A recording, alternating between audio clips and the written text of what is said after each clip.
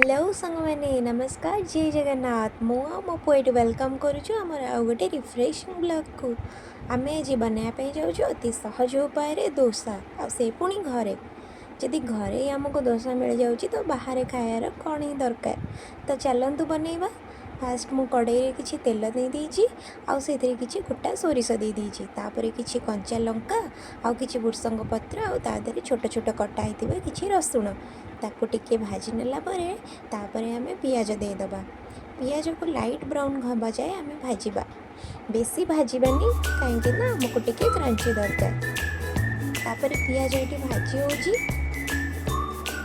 पियाज भाजी गला सेपटे मु आलू भी बसई देती सिझापी मोर आलू सिझा भी रेडी हो जाए। मु गोटे कटा टमाटो दे दूचे आपण चाहिए आउ टिके छोट छोट काटिकी भी टमाटो नहीं पारे।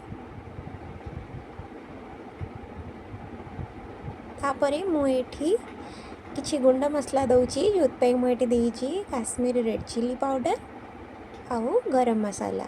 मुझे कहीदेवाई चाहे कि गरम मसला बदल में आपड़ जदि मैगी मसला नियंती ताहले टेस्ट मो हिसाब से आउदी बहुत बढ़िया आसे बट मो पाखे अवेलेबल नाथिला मुझे गरम मसाला नेली। तो ये मुझे लुण आ कि हल्दी गुंड स्वाद अनुसार नहीं गली या नहीं गला एपटे मो आलू सीझी चोपा छड़े रखीदी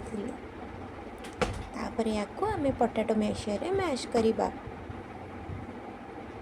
देखो ये मैश करुँची आपण चाहिए टिके गोटा गोटा भी आलू मैश करें दीटार टेस्ट बहुत भल आसे। तापर देखु मुझे आलू नहीं गली आलू को भल भाव में मिसईदबा मसला सांगरे। आपन को ये कहीदेवाक चाहूँगी जदि मो वीडियो आपन को भल लगुच प्लीज़ मत सपोर्ट करंतु मुझे कुकिंग वीडियो आहरी आगू को आने ट्राए करी। तो मुझे इंडक्शन फ्लेमटा ऑफ करदेली एबे गैस ऑन करी आम पिठा बनइबा से मुझे किसी गाजर आउ किसी पनीर ग्रेट कर नहीं आउ किसी पनीर रखी जदि एक्स्ट्रा दरकार हुए पर आम ऐड करिपरिबा।